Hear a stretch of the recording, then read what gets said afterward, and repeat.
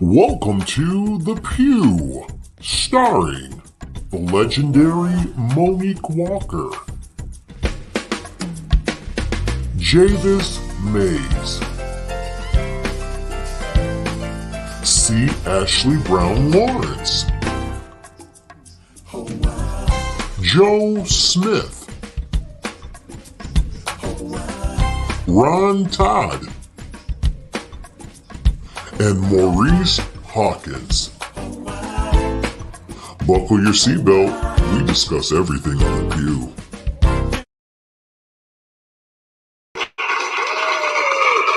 What's up? What's up? What's up?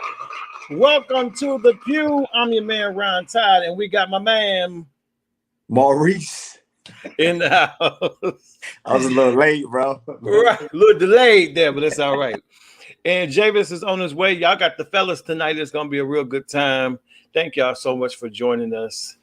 We have another good one for y'all tonight. It's going to be an absolutely great show. And I'm loving this. I'm seeing that you guys are coming in already. Let's see who we got, bro. Let's see who's coming in. We got Aaliyah Essence in the house. What'd she say there, bro? She said, Happy Pews Day, everyone. That's it. Happy Pews Day. Yes, ma'am. So glad to be here. Thank you so much. Kevin Moore in the building. Kevin, what's going on, Kevin? He said, hey, Pew crew. Hey. Kiana Parker said, hey, Pew crew. What's up, Kiana? So glad you're here tonight. Thank you so much. Renee Rogers says, hey there, men of the Pew. That's right. We holding it down. What's up, Renee? Glad to see you made it to this flow. Appreciate it. Kobe Bolden. Hey, y'all. It's Pew Day. Hey, you better know it, Kobe. It is Pew Day. It's going down real big. All right, there's Javis. Javis, what's up? Hey, what up, bro? What's going on? What's going on? Good to see you. I'm here. He here, y'all. All right, Latoya Griffin Gibson said, blessings to the Pew crew from Hattiesburg, Mississippi. Hattiesburg, y'all representing real hard. Hattiesburg. What's up? What's going on? Sharice, I see you. She says, hello, Pew crew. Hey, Sharice, you got the fellas tonight. Renee says, welcome, Javis. Thank you, Renee. What's up? All right, y'all. As you come in, just show us some love, and we're going to show y'all some love right back to you. All right. Kevin Moore said, no Pastor Mo, no Ashley. Well, Pastor Mo is on the road tonight, and Ashley is not going to be able to make it tonight either. She's on vacation. Okay. So, that's what's up. You got the fellas. Well, we got y'all. Don't worry. We got y'all. We got y'all. We're going to hold it down. Right, Javis? Right, Maurice? Absolutely. Yeah, definitely. We got him tonight. We got him. We got y'all. All right, y'all, let's get right into it. I got to do this first because I was really, really excited about this because Javis just celebrated a birthday, y'all. Yeah. Did it big too. Yeah. Javis turned the big 4-0. Can we get into this real quick? The big 4-0. Hey. There he is. There's Javis and Jarvis. Man, y'all did it, bro. Like these looks. Tell us about these looks, man. You know what? The crazy thing is, neither one of us knew that we were wearing. He was wearing pink. I was wearing salmon and pink. I didn't even know. We did not know that each other that we were actually wearing that color though. That's that crazy twin stuff, man. Crazy. I swear, we had no idea that we were actually wearing that color. We were trying to outdo each other, right? Uh-huh. In twin fashion. But ended up doing almost the same color. Yeah, that's crazy. That is crazy. Yeah. Man, hey, look, Javis, I should have been there, bro. Like, right. I'm like, where was our invitation? You know what? Listen, but this is the thing. This was his party. I was invited. Oh. And then when I got there, I found out that I was actually being celebrated too. He didn't tell me that the party was for he and I. He just told me that he was having a birthday party. So, me and my sons came, and come to find out, he was celebrating. Everything was Javis and Jarvis on the party. It was like, I was so grateful. Like, it was so amazing. But I didn't expect it. It was like, this is his party. I'm coming to celebrate my brother, my twin. And got there, and everything was Jarvis and Javis and Jarvis, bro. So it was which is super dope. Yeah. It looked like that's when you say that's real love without any craziness. You know what I'm saying? Absolutely. Say that again, Javis. Real love without any real love without any craziness, man. Any crazy. I was jealous. I was like, man, they look like they had a good time. I ain't gonna lie, I was too. I mean, we had a good time. I was too, because I said, I know I should have got an invitation. And everybody was there. I saw Ted win. I'm like, wait a minute. Yeah, bro. We had a lot of people there, dude. We had people that wasn't even filmed. How about that? Bro, you was eating that cake like the best cake ever. Bro, that cake, bro. That cake was good. I'm telling you. It was good cake. You had it all on the bed. I was like, look, he taking pictures, cake everywhere. Yo, the party was an expensive party, okay? My brother put all his love into this party, and that's why, but that's the type of brother I got. And y'all, guess where we going this weekend? We leaving Thursday. We're going to Puerto Vallarta in Mexico. We're gonna be there for 4 days. Hey. We get ready to go on vacation. Woo-wee. Y'all just, all I can tell you is look at your stories because it's getting ready to happen. I can't take y'all two on vacation. I just want to be a fly on the wall so bad. It's getting ready to go down. I'm telling you. Listen, we are getting ready to have an amazing time. So y'all listen, all I can tell you is watch the stories. Wait, can we look at these shoes? Yo, that's crazy. Mm-hmm. I need to step my game up. And thank you, Kevin. I went and got my shoes. I went and got my shoes and my clothes actually on Saturday. So I had no clue what he was wearing at all. That is crazy. Hey, this was my favorite thing right here, though. Check it out.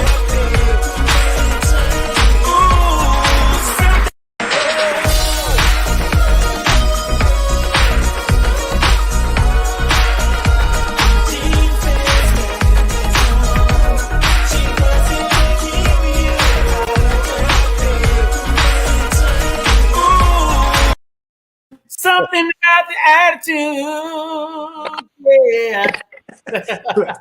Javis still turned. Right.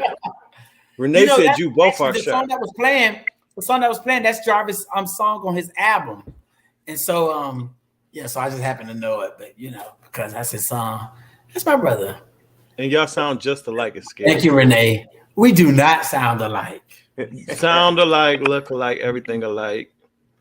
I don't even think we look alike, if you ask me. He got your face with blonde hair. What are you saying? Yeah, definitely. That's the only way I knew the difference. You know what I'm saying?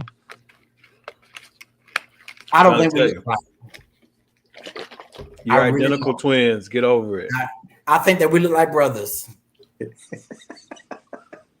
Okay. Why twins hate to be called twins? You know what I'm saying? Right. It's always I mean, I think that we look alike, but I don't think that we look like twins, that we're twins, that we look like twins. Hello, mother. Hello. Hey, bitch, praise him.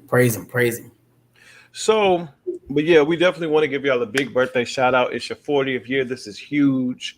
Y'all still look 20. Y'all look like you could be your kids' siblings, and that's a blessing. Definitely. And I'll still beat them. That's right. I already know. And they won't die. They will not die. So, let me just squeeze this in real quick before we get to our other topics. So how about a couple of weeks ago, you guys know we love Tasha Page Lockhart here, Tasha Page House, actually. But her husband of 2 years now, Veron House, was ordained bishop a couple of weeks ago. Mm-hmm. And so Tasha was asked to do a song at the ceremony, and I want you guys to just look at this. Okay. Yes, I can't say no. You keep saying yes. I can't say no when you keep saying yes. I can't say no when you keep saying yes. So I'll say yes. Yes, yes, I can't say no.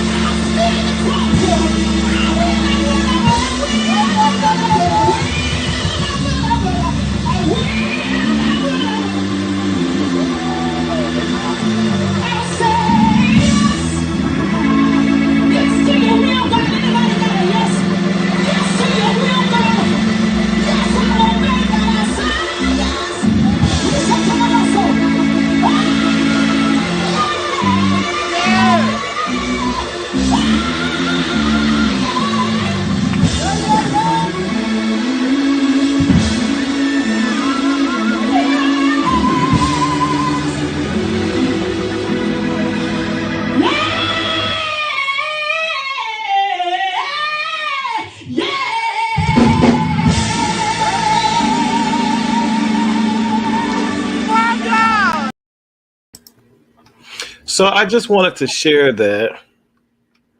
Wow. Wow. That's crazy. Wow. Listen. That's all I Tasha Page House, everybody. Come on, lady house. Okay.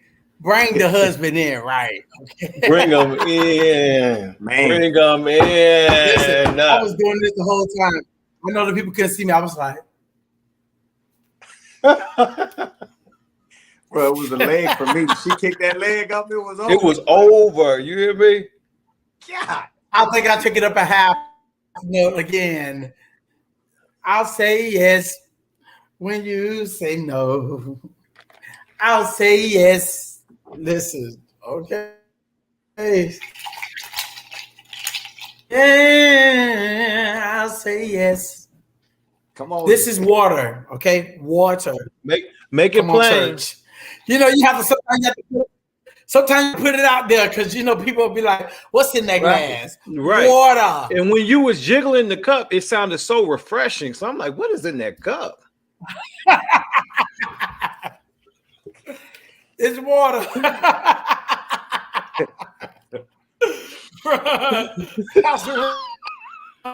It's water. Let's make it very clear, y'all.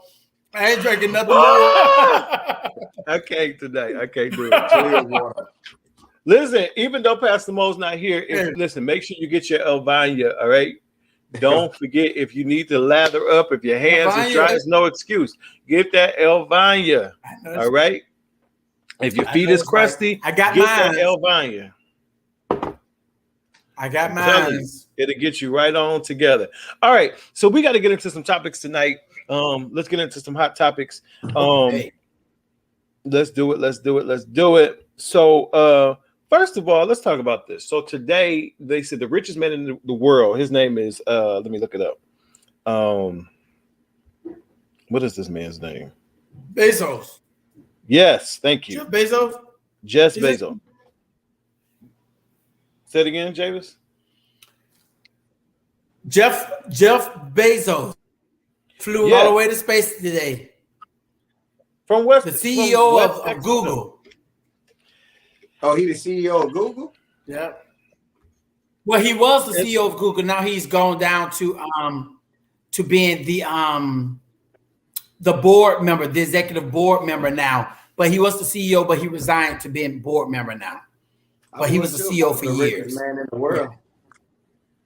So, but I want to. He's chilling. If now. you had that, but if you had that kind of money, I mean, is that on your bucket list? Do you feel like you got to go to space? Absolutely not. Absolutely not. I would just go and just hang out on the beach somewhere on my private island that I own. Yeah. I feel like it's enough. And first of all, I'm not. But you know what, though, Ron? Yeah, I mean, the risk of blowing up in mid-space is crazy to me. But see, these people, when they've had everything and they've done everything, the things that we call everything isn't enough for them. It lets us know that the mindset, even our mindset, is sometimes too low for them. You know what I'm saying? They're always in their minds, they're always trying to accomplish something that nobody else has accomplished. And we're just trying to have fun. Like, we want to have enough money that we don't have to work anymore, and we could sit out on the beach, or we could travel and do the things that, we just want to do. Maybe buy a car for $300,000-$400,000. But these people here, they have so much money and so much assets, is trying to accomplish things that nobody else has accomplished before. But I wouldn't take a chance doing that, though. Right. And it don't make sense. Me either.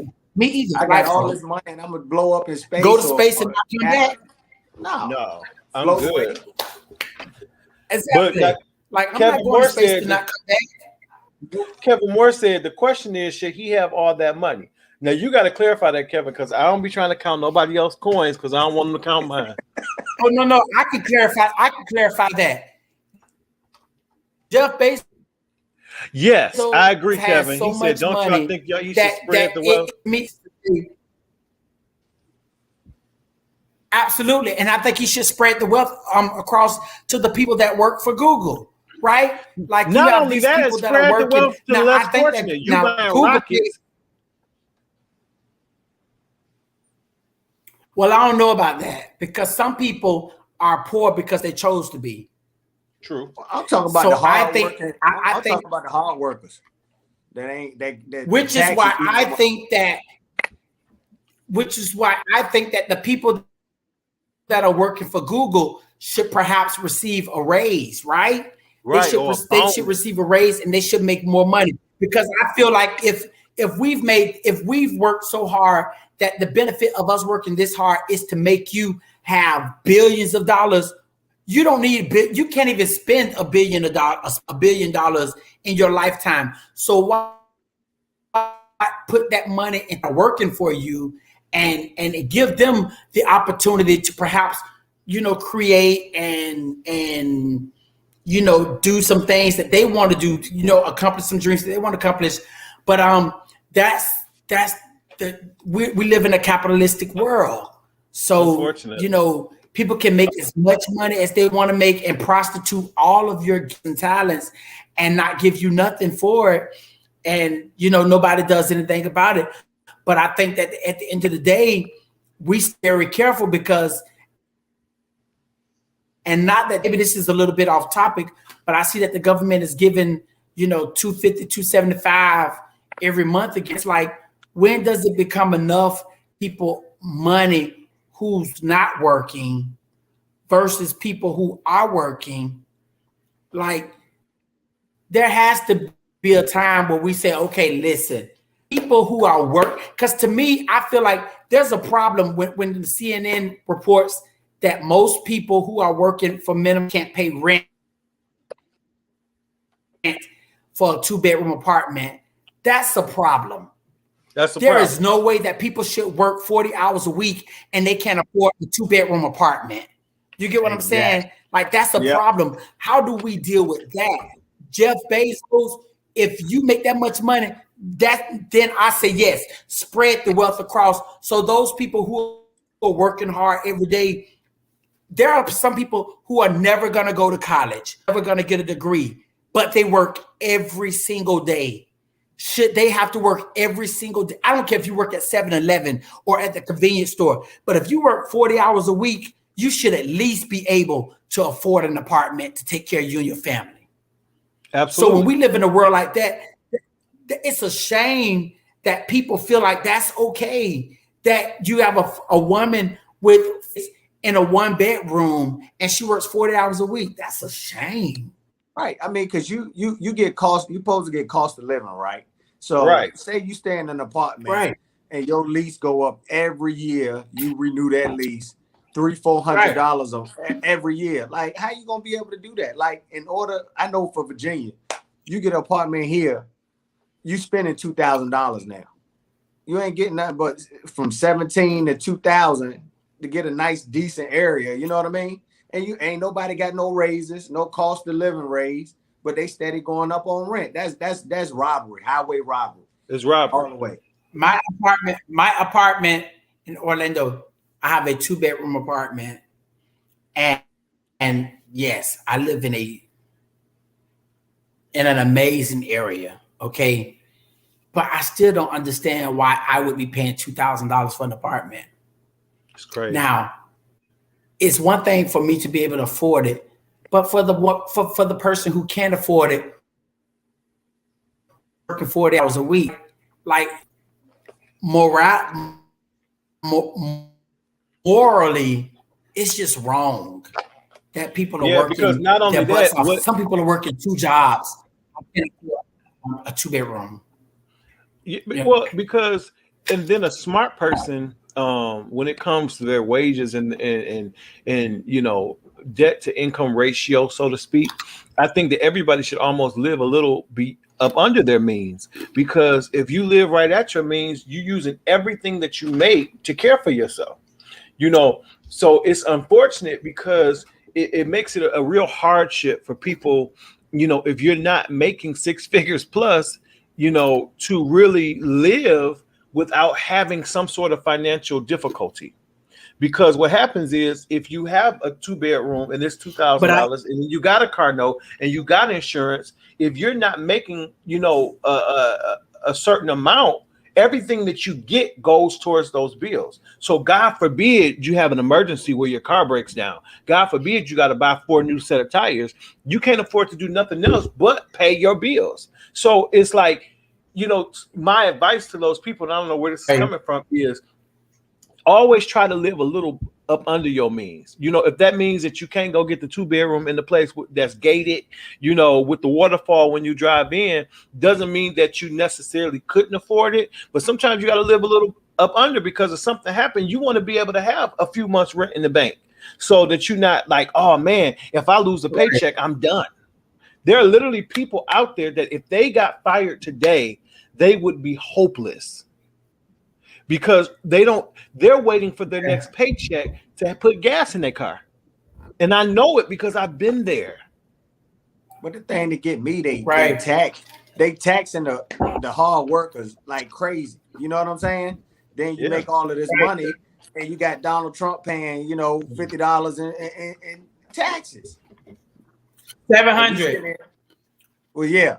And then we sitting here, we owe. If we make $75,000, $80,000, we owe them. You know what I'm saying? That's crazy. It's crazy. So Jeff Benzo, that is absolutely right. Jeff Benzo, the next time you decide you want to take a rocket to space, maybe you should consider, spreading that money a little bit. Yeah, that don't make sense. You know what? I think that but you know what though? Jeff didn't make the rules. That's right. Jeff doesn't make the rules. The people that we elect make the rules.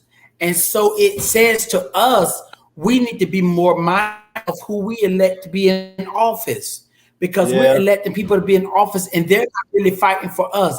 They are fighting for themselves, and they make rules that apply to them.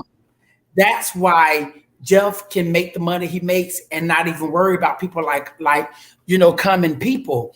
And I think and there is so much money around that it doesn't really the people who are working should be comfortable. If you're working 40 hours a week, you should be able to be comfortable in a 2-bedroom, at least. Yeah. Mm-hmm. And it's sad, we are probably more fortunate than a lot of people, but I do look at some of the people who are making maybe a little more than minimum wage, and that's because they're stressed.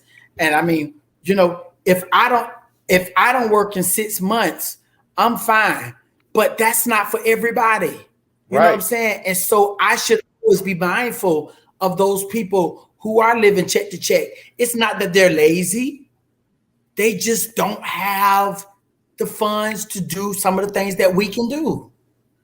So that's why I sow that I think seed for me every Sunday. That's it. So I can reap that harvest. You know what I mean? You got to sow that seed. Yes, sir. Listen. The seed shall not leave your life. Come on here. That thing got good to me for a minute. Yeah, you gotta have some seeds in the ground. Yeah, I gotta tell a testimony. I gotta tell a testimony. Got a soul to grow. Tell it. I've got a seed in the ground. So you better come on, Jake. Look now. Let me tell this first, and then you can sing it, because I need to hear it. So I told God, I honor God by saying, look, I've been slipping on paying my tithes and offerings, right? So I made in 2020, I made a vow to say, hey, I'm gonna trust God, pay my money. You know what I'm saying? And when I made that vow, 3 months time, I got a raise.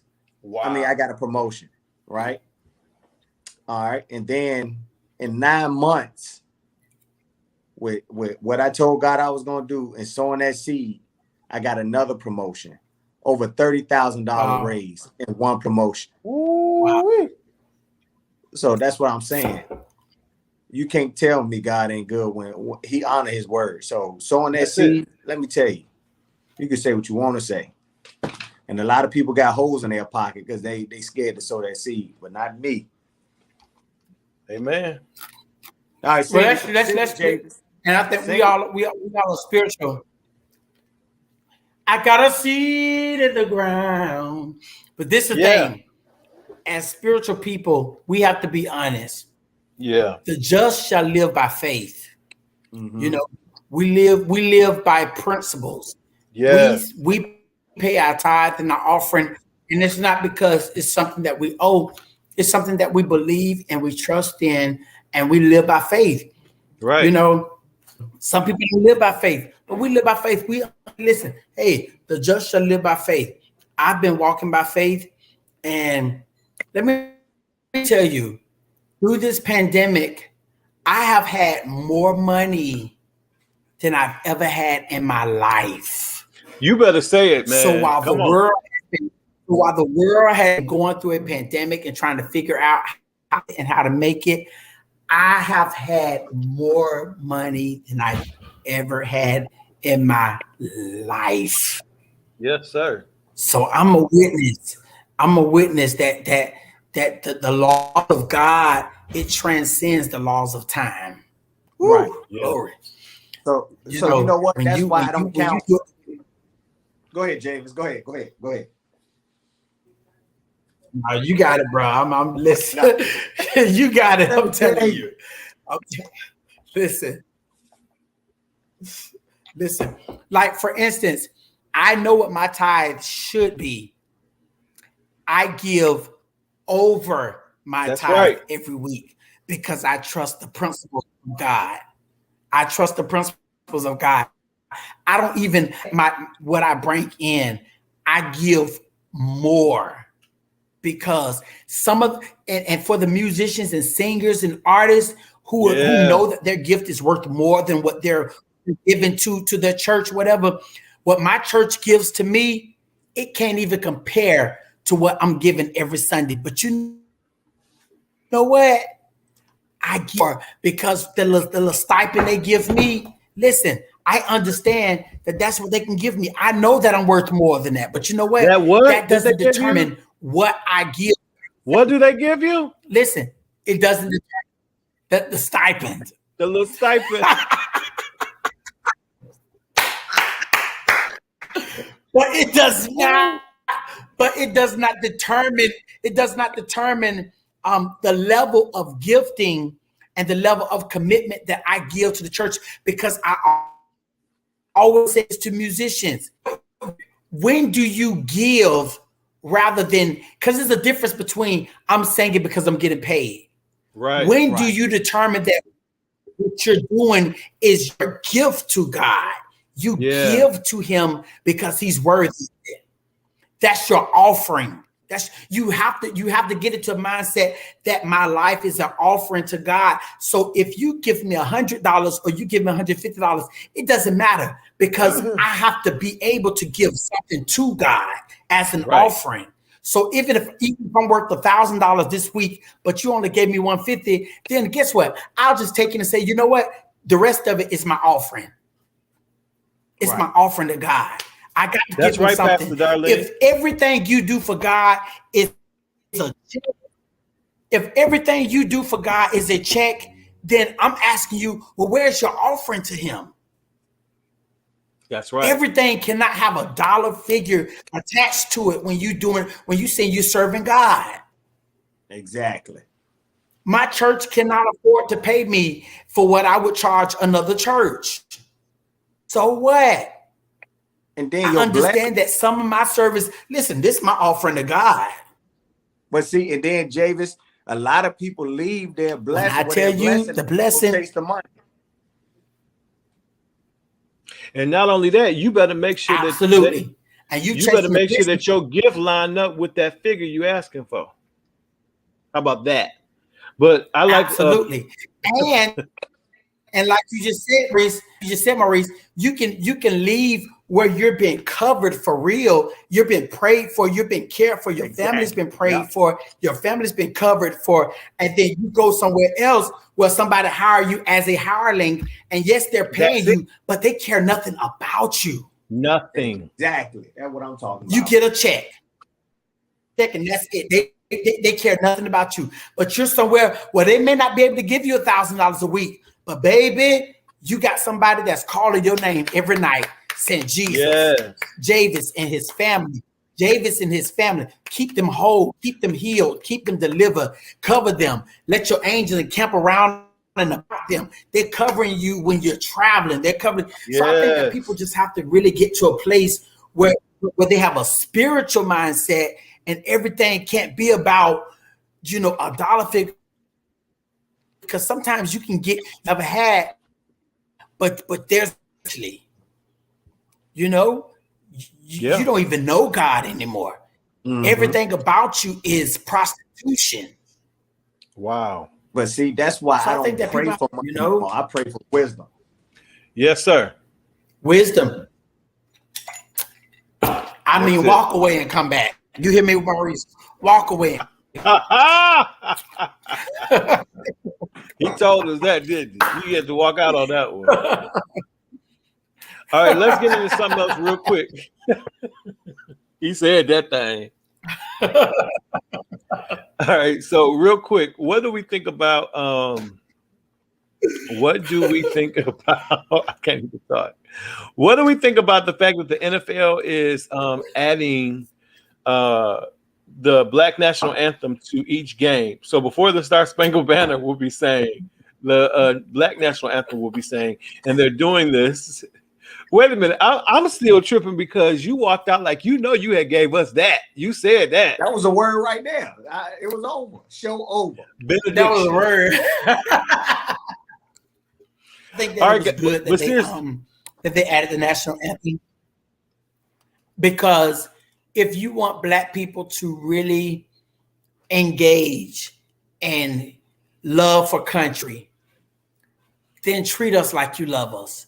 Give us some respect. Treat us like you care about our culture and our people. I think it's a great step in the right direction.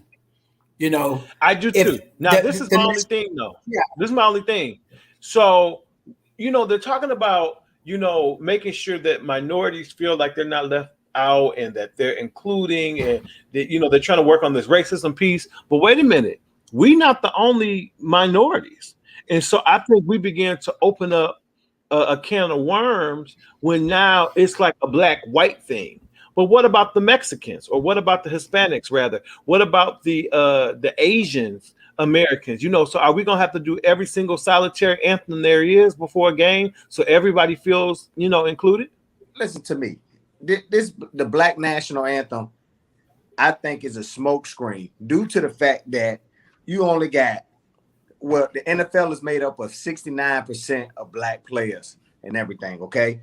When it comes down to assistant coaches and coaches, period, only 35%, right? You only have 2 Black coaches in the NFL. So you can't tell me the Black National Anthem is going to solve this issue. No, what's going to solve it is not the Black National Anthem. What's going to solve it is you put your money where your mouth is, okay? Absolutely. The Black National Anthem is not going to solve your problem when it comes to hiring these Black coaches. Okay, you're using these Black players that's 69% made up of the league, but guess what? You ain't got not one Black franchise owner in the NFL. So I don't want to hear about no Black National Anthem, because guess what? That's a smokescreen, bro. Because you got to put your money where your mouth is, and you got to show us more than what putting the Black National Anthem up there. You got to start hiring some more Black coaches. You only got 2, and the NFL is made up of 69% of Black people. So you using their talents and their gifts, and you talking about a Black National Anthem that you're gonna sing before each game. No, bro. Go ahead and hire Black people that own franchises, and trust me, they tried and can't do it, right? But you got 2 minority. Now you do have 2 minority franchise owners that's not white that own franchises, but not Black people. So it's cool that you putting this up in front, but that's a smokescreen, because guess what? You need to put the money where your mouth is, because we want to see action. We want to see you doing this because of systematic racism, okay? But guess what? What are you doing about it? How are you helping us? How are you helping Black people in the NFL trying to achieve their dreams and goals of owning a franchise or being head coaches in the National Football League? That's all I got to say. That's good. I love it. I completely agree. I couldn't have said it better, to be honest with you. All right, man, we got to move real quick. What do we think about? I read in the news that LA has now begun to shut back down because of a spike in COVID-19 cases. So, what does that mean for the rest of the country? And what I mean by that is, for some reason, I feel like people are walking around as if COVID doesn't exist anymore, like it's a thing of the past. Because everything has been opened up. And I think this piece in LA has shown us that that's absolutely not the case. And part of the issue is, people are like, well, I thought if you were vaccinated that you couldn't get sick. No, if you're vaccinated, they said you wouldn't die, most likely, and you wouldn't have to be hospitalized. But the reason why these cases are spiking is because people are walking around without a mask. or they're not vaccinated. And so there were just as many people that weren't vaccinated walking around without a mask as the people that were. So it was like counterproductive. And so I honestly, I feel like if we don't tighten up, continue to wear our masks, continue to,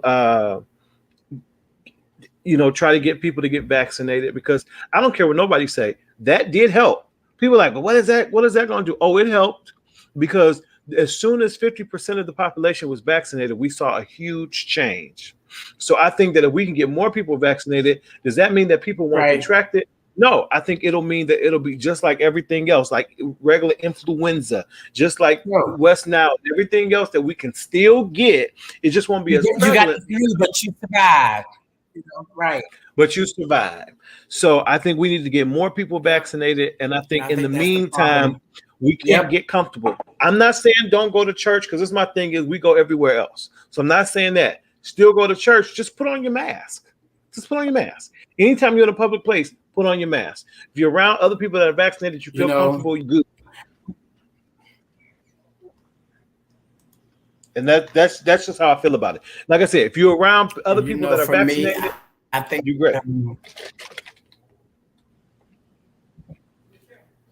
I missed you, Javis. Say it again. I think this run, I think that people should realize that if you are not necessarily wearing a mask, whatever, for the people who are vaccinated, it is definitely different than those who are not. If you are not vaccinated, fine. If you don't want to get the vaccination, that's fine too. I'm not going to sit. If you don't want to get the vaccine, hey, fine. I'm not about to get into an argument with you about that, but at least wear your mask. Respect the fact that there are people who perhaps may not be vaccinated, who want to be protected from you, or respect the people who are vaccinated, that they've done their due diligence, to be protective of themselves. Oh, wear your mask. The bottom line is this new Delta variant is I think people need to still, because exactly this new, LA, they're getting ready to a mandate, because, and so for the people, they don't understand, like, yo, this is serious. And it's not because people haven't gotten the vaccine. It's because people don't want to wear the mask and they're not vaccinated. And that's, to me, that's just, it's careless and it's irresponsible. Absolutely. It's careless and it's selfish. And that's the thing. That's the thing with my job. Like, if you vaccinated, you don't have to wear a mask at work, right? But they tell you that if you're not vaccinated, that you got to wear your mask, right? But I see people all the time that's not vaccinated, ain't trying to get vaccinated, not wearing their mask, and I'm like, put your mask on. You ain't vaccinated. Listen, you start complaining, but at the same time, you being irresponsible. Absolutely. When people come to my office, I still make them put on a mask. I'm vaccinated. I wear a mask when I'm by people. I think it's just responsible.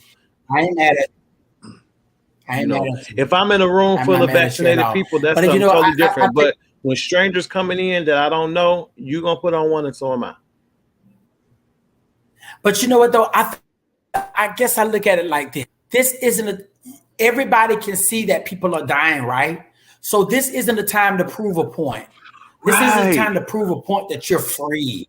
That I'm in the United States, I'm free. You're going against my constitutional rights. Yo, people are dying. Seriously. Yes. So if you don't want to wear a mask, fine. But you're not gonna be around me and you haven't been vaccinated. I'm sorry. Like, I don't want to be around you unless you have a mask on. Well, I'm not, I told one of mine today, you are not in your best health. And you haven't gotten vaccinated out of all of the people. And every time I turn around, you hanging out with so many different people. It's irresponsible of you to hang around all of these people and then to go and hang around your mother who is almost 80 years old. It's irresponsible and it's stupid. And she said, you've been disrespectful. I said, and you've been disrespectful and irresponsible. Correct. Because I'm 40 years old now, so I don't have to sit here and act like you, whether you're 45 or 50 years old. No, you're putting more people at risk. And I'm not saying that you have to get the vaccine, but I'm saying if you're not going to get the vaccine, at least have the mask on. Have the mask on. Have the mask on. Like, and go somewhere protect and sit yourself down. from other people. Yes. Yeah. And if you don't care about yourself, wear the mask so that you protect other people from you being stupid. That's right. I mean, it is what it is. It's irresponsible and stupid. And I think that we who have been vaccinated have to be just honest with our family members and friends. I made all my children get it. I don't care what you say. I don't care what flying fart you got going on. Sit in this chair and get this shot. That's right. Period. That's I right. do not care.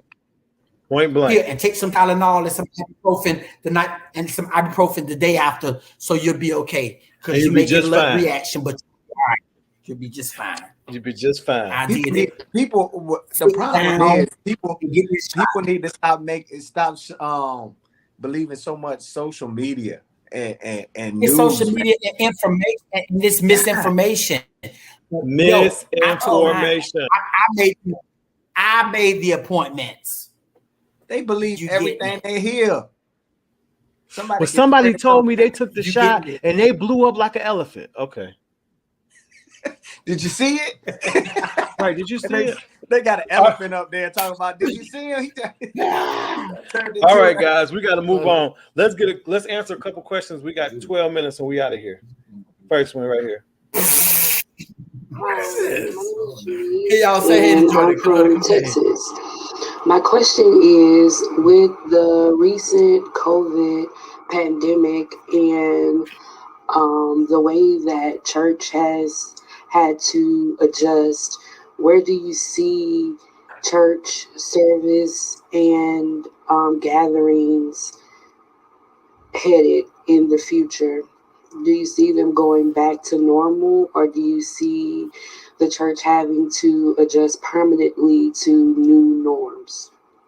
Absolutely. There is a new normal. Hi, my name is William Johnson. Hold on, William. Absolutely. There is a new normal. I don't think we'll ever see church the way. As a pastor, as a pastor, I was getting ready to say, I know Pastor Ryan can probably identify to this. As a minister at my church, I can tell you now, church would never be the way it was. No. Never. I think that 5 years ago, church is over. Yep. It's over. I think you're gonna rarely see. On the area. Yeah. I think it depends. Well, you know, I mean, it may depend on the area. I think it's all the control that pastors have on their people. Mm-hmm. But I think that, and more than some, that most churches now are just never going to be the same. Like, people aren't going to go back into the building like they were. Like, I mean, in Orlando, attendance is totally down. Like, but people are still watching virtually. Yeah, still watching virtually. And my pops, you know, he passed from the beach. Look, they giving more online than they was when they was coming. So he ain't mad. They're more Pew churches say that they are receiving more tithe and offering from online than they've ever received before. Let me plug this in too. Then not only that, you have membership all over the country, because now we have virtual members. Let me give you an example. Yeah. There are people that, let's say their job moved them to Orlando from Detroit, or moved them to Newport News. And so now, because of the pandemic, they've been able to still attend church in their hometown because they can watch online. So they consider themselves a virtual member. They still pay their tithes. Mm-hmm. They don't miss the beat. And if there's something special that comes up, they can just fly in for that. But other than that, they still consider themselves a member. There are other people that watch from all over the country. They knew nothing about your church. They may have seen you on Facebook, Instagram, YouTube, whatever. And now they have connected with your ministry, and they consider themselves a member, and they never have to step foot in your door. So this virtual piece is powerful, it's impactful, and I think a lot of people are gravitating to it for more reasons than one. Yeah, because you hear people all the time when they do go to church, well, there's too many people there, or Yep. you know what I mean, they nasty, or they had an attitude. You can't do that on virtual. You're virtual, man, but you ain't got to deal with all that. And unfortunately, church is not what it used to be, where we used to come and it was about the fellowship and the connecting. And now part of me feels like we need to make sure that we keep everybody engaged in that kingdom community piece. However, I think that a lot of people are different now. They want to come, they want to worship, they want to get their word, and they want to be out. They're not trying to be friends with nobody. That family piece has changed. You know, the people we went to church with used to be our family as well. You know what I'm saying? And it's like now, you know, people don't have that camaraderie. They're just interested in the word and they want to go on about their business. Virtual allows them to do that. They could literally be running on the track at the gym and listening to the word in their ear, listening to praise and worship while they're on the treadmill, elliptical, and lifting to the word. They can be anywhere. Yeah. So let's go to the next question because we only got 8 minutes. Let's see. Here we go. Hi, my name is William Johnson, South Carolina. That's where I reside. I have a question. My question is choirs a thing of the past as it relates to 21st century church? We see a lot of praise teams in church, but we don't see choirs anymore. Will they ever have a comeback? I don't think it never left. Right. My name is Maggie Rodriguez. Hold on, Maggie. All right. So thanks for watching from South Carolina. We appreciate that. I don't think choirs have ever left. I mean, I agree with you, Maurice. I think we've definitely seen a shift in the way we do ministry and embracing worship. But I think choirs are still very, I mean, now during the pandemic, of course, it was hard to do choirs because, you know, we couldn't have that many people, you know, in the sanctuary. So I think this last year and a half, we've seen a decline of the choir, more so like a praise team or a little chorale, you know, because you really couldn't have that many people, you know, in one space. Yeah, but I see they doing it in more of a broader perspective now too, not just in the church, but like Kanye, where I mean, you using it in a whole different dynamic than what people used to use it in. You know what I mean? So that's another thing. Absolutely. I don't think choirs will ever go anywhere. It's a part of our culture. It's part of the Black church culture, and it can never die. No. It can never die.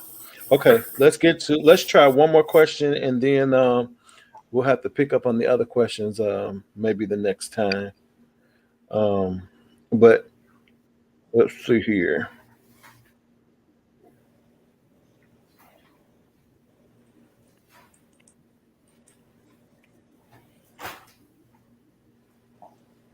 I apologize, y'all. The questions ain't the choirs, the musicians now. Exactly. they such in high demand, they'll leave you real quick. They will leave you high and dry. Here we go. Can musicians make art? It's me, Tracy.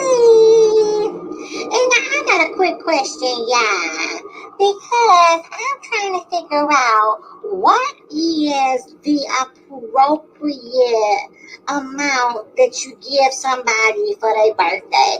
Like when you give them a card or whatever, or a gift card, what's the appropriate amount? Because, honey, somebody gave me a Starbucks gift card for my birthday, and I had just got around to using it. And when I got up to the counter, they like, your bill will be $7 or some change or whatever. I gave them the card proud, and yeah, it was only $4. And I'm like, what the heck? So that's my question. What is the appropriate amount, you know, you should give somebody when you're giving them a gift card or... Oh my gosh, I'm sorry. Hey! Okay. Hey! Thank you, Tracy. Dear CEO. That was a good question. So...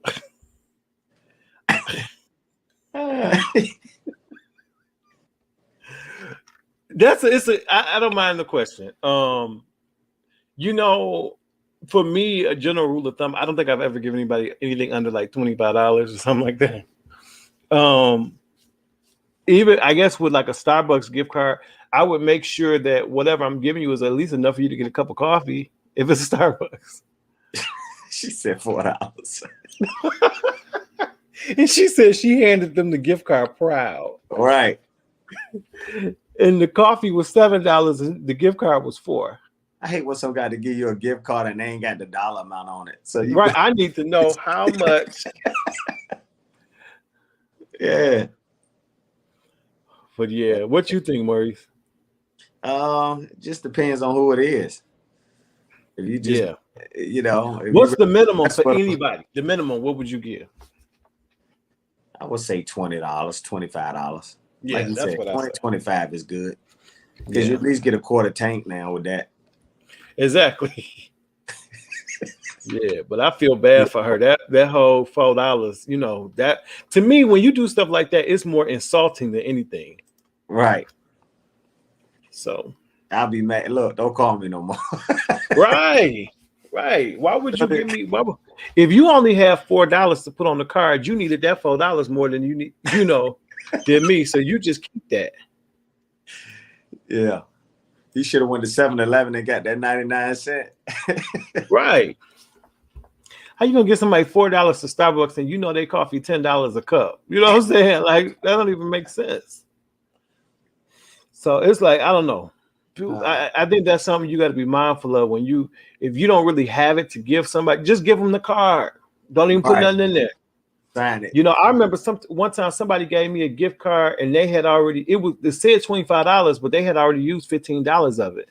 So it was only $5 left on there. And I'm like, well, wait a minute, the card said 15. So it was a number on the back that I could call oh, hold on. Kevin said the moral of the story, always check the balance. You can call the telephone number on the back of the card. That's what I did. I called the number because I said, now it say $25. They had wrote it on the card.